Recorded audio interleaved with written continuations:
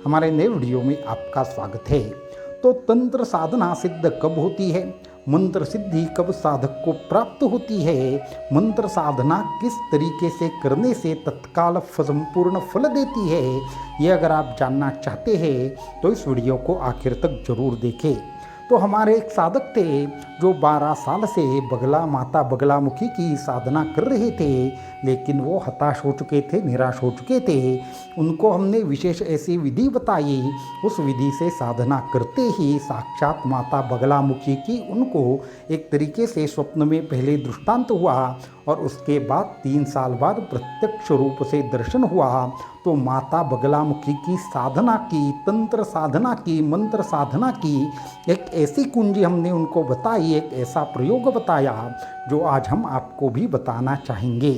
तो तंत्र मंत्र कार्य क्यों नहीं करते, ये सबसे पहले समझना होगा। तो मंत्र सिद्धि का अर्थ ये है कि मंत्र का जिस संकल्प के लिए हम जाप करें उसकी तत्काल पूर्तता होना।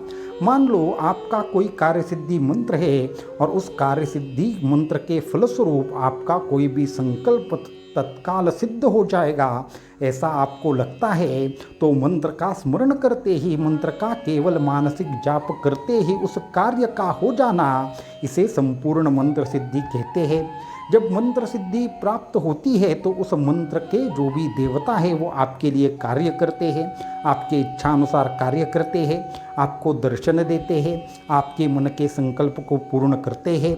मान लो कोई वशीकरण मंत्र है, वशीकरण मंत्र का अगर आप प्रयोग कर रहे हैं सामने वाले सर्प के ऊपर, तो सर्प के ऊपर तत्काल मन से ही आप जब स्मरण करेंगे तो स्मरण करते ही मंत्र की जागृति होगी और वो जो सर्प है वो आपको सिद्ध होगा और वो जो मंत्र की देवता है उस सर्प से वो सब चीज़ें कराएगी जैसे जैसे आप चाहते हैं। इसे मंत्र सिद्धि कहते हैं।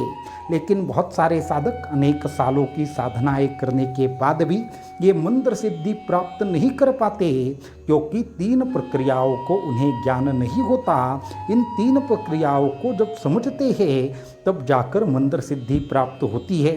तो जैसे हम उस साधक के बारे में बता रहे थे जो माता बगलामुखी की अनेक सालों से साधना कर रहे थे, तो उनकी पहली गलती ये हो रही थी कि माता बगलामुखी के मंत्र में जो उनकी विशेष विधि है उसका उनको पता नहीं था।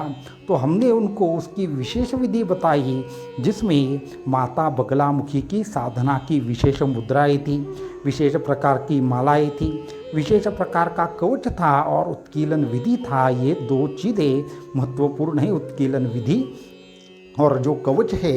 इनकी साधना सबसे पहले उन साधकों से कराई। उसके बाद दूसरे स्तर में आसन हो या फिर विशेष मुद्राएं हो और माता बगलामुखी का विशेष बीज मंत्र का ध्यान हो। इस दूसरे महत्वपूर्ण पड़ाव में उन्हें स्वप्न के माध्यम से माता के दृष्टांत हुए और उन्हें माता बगलामुखी की एक झलक मात्र प्राप्त हुई, लेकिन उनकी साधना धीरे धीरे आगे बढ़ रही थी। और तीसरी सबसे महत्वपूर्ण बात थी कि जैसे ही उनकी सभी प्रकार से तंत्र साधना के संदर्भ में संपूर्ण तैयारी हुई, उसके बाद दीक्षा लेते ही उनका संपूर्ण जो मंत्र था वो सिद्ध हुआ और दीक्षा के बाद उन्हें केवल 3 साल में ही माता बगलामुखी के दर्शन हुए और उनको संपूर्ण जो भी उनकी इच्छा थी वो पूर्ण हुई और उन्हें विशेष ऐसी संकल्प सिद्धि भी प्राप्त हुई। तो इसमें महत्वपूर्ण ये है कि अगर आप तंत्र सिद्ध करना चाहते हैं तो आपको माला, आसन, जो भी मुद्राएं हो, जो भी ध्यान हो, इन सब चीज़ों का तो महत्व है ही, लेकिन बिना दीक्षा के कोई भी मंत्र तंत्र सिद्ध नहीं होता। ये भी साधकों को समझ लेना चाहिए। आप किसी भी पुस्तक से मंत्र उठाते हैं, उसकी साधना करते हैं, लेकिन चाहे 1.25 लाख की साधना करो या फिर 11 लाख की साधना करो, लेकिन अगर आपने उस मंत्र की दीक्षा नहीं ले रखी है तो कोई भी मंत्र तंत्र कार्य नहीं करेगा। अपितु हमारे यहाँ पे जब भी साधक दीक्षा लेते हैं तो दीक्षा के बाद उनका जो भी मंत्र रहता है उस मंत्र का जाप करते हुए अनेक प्रकार से उनको विविध देवताओं के दर्शन होते हैं।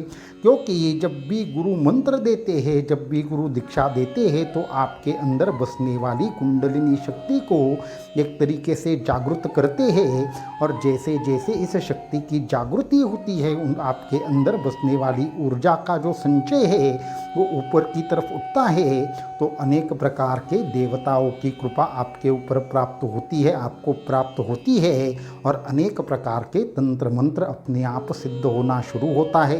तो उस साधक को हमने विशेष विधि बताई, उसकी मुद्राएं बताई, उसका ध्यान बताया, लेकिन जब तक उसने दीक्षा नहीं ली थी तब तक दीक्षा से पहले उनको माता के दर्शन सिर्फ स्वप्न के माध्यम से हुए, लेकिन प्रत्यक्ष दर्शन के लिए दीक्षा लेना आवश्यक है। दीक्षा कोई केवल उस गुरु के माध्यम से मंत्र प्राप्त करना नहीं होता, अपितु उस मंत्र के साथ उसकी मुद्राएं, उसकी शक्ति, उस शक्ति का नियंत्रण, उस शक्ति को गति देने का कार्य आदि सब चीज़ें गुरु करते हैं और तब जाकर कोई भी मंत्र तंत्र तत्काल सिद्ध होता है। 3 साल गुरु के अनुसार की हुई साधना और 11 साल उस साधक ने बिना गुरु के की हुई साधना। बस यही महत्वपूर्ण बात है कि जब तक आपको गुरु का माध्यम प्राप्त नहीं होता, गुरु को शरण जाकर आप साधना नहीं करते, दीक्षा नहीं लेते, तब तक आपको तंत्र साधना सिद्ध नहीं होती। ये तंत्र साधना की सबसे महत्वपूर्ण बात है।